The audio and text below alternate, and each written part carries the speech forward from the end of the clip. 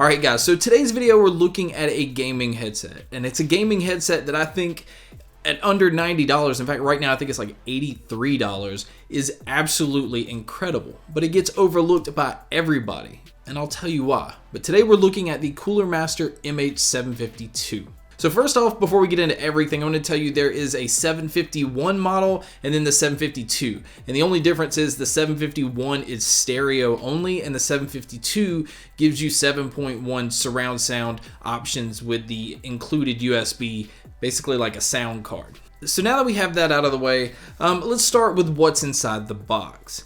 Now the first thing you'll see is the headset itself. Now as you can see, there's no lights, there's no colors, it's as plain looking as it could possibly be, and to be honest, this is why I think these get overlooked.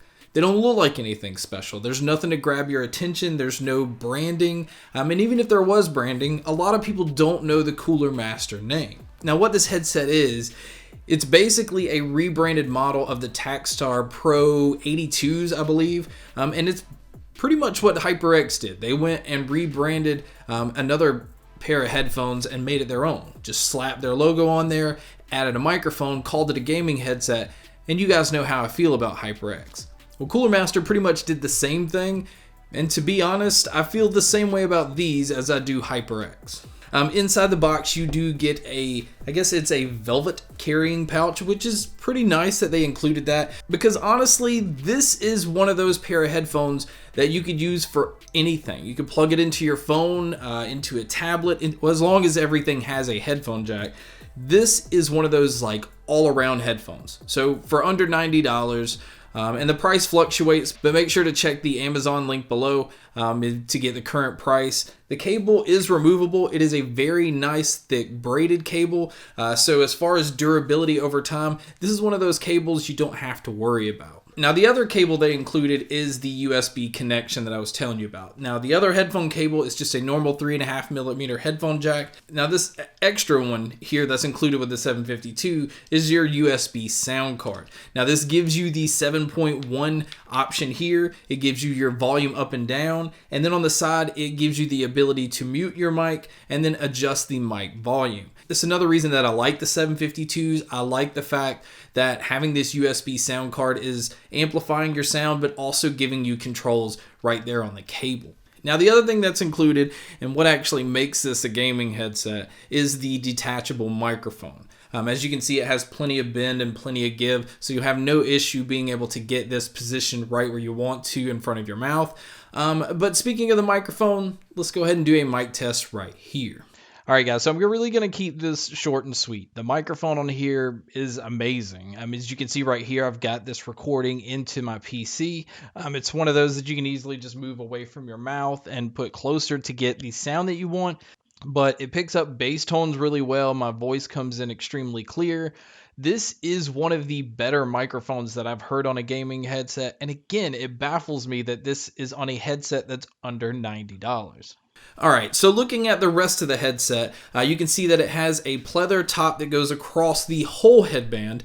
Very little padding here, but it's not really needed. This is one of the lightest gaming headsets I've ever picked up, which also leans to this being an all-plastic build. But you can see here, this is about as durable as it gets. You can bend these things out, you can twist them, you can turn them, and they just go back into place. There's no creaking, there's no like worry that this is gonna break.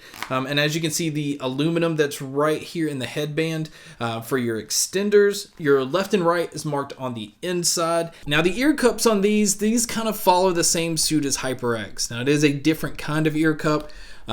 It's very, very soft. It reminds me a whole lot of Sony's lineup, like the MDR1s that they used to have. And honestly, guys, this is just one of those headsets I could just keep on all day.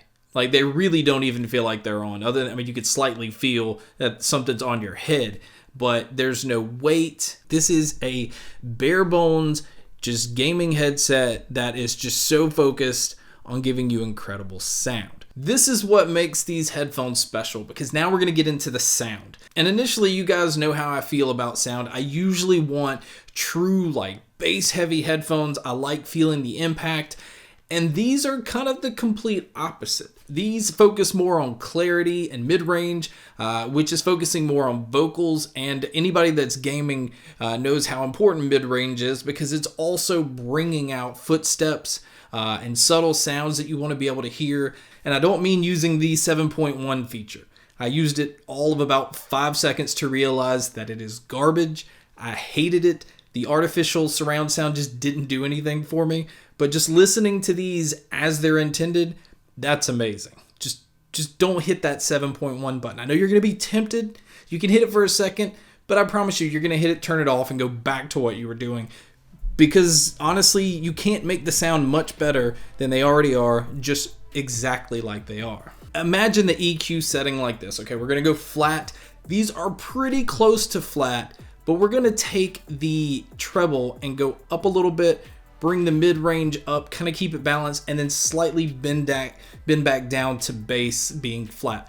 The bass is just not up front. Now, a lot of gaming headsets push bass forward, and so I think this is where Cooler Master got these right. They're focusing more on what's more important with gaming. If people are playing online and playing first-person shooters, you want the advantage to be able to hear where people are coming from. Now, obviously, it's more fun to be able to feel impact of bass being hit by a bullet or an explosion. These don't lean more towards that. This leans more towards giving you the edge and sound whoring and stuff like that. I do want to thank, first off, before we go anywhere else, Justin Pullen sent me these out. He is a subscriber. He really wanted me to try these out. And again, I just kept overlooking them because there just wasn't anything that stood out or just anything that was flashy enough to go, I want to check these out. So I just kept pushing them to the side. He insisted, and I'm so glad he sent them out, because now I see why so many people that have tried these love them, even though a lot of people haven't tried them. So right now, guys, HyperX is one that I always recommend. If you want an alternative, something that leans more towards clarity and an even better mic. The microphone is better on these than the HyperX lineup by far. The comfort is on par with the HyperX, and it's under 90 bucks. But thank you guys so much for checking out this video. Thank you guys so much for checking out all the other videos. And as always, guys, make sure to stay tuned for more.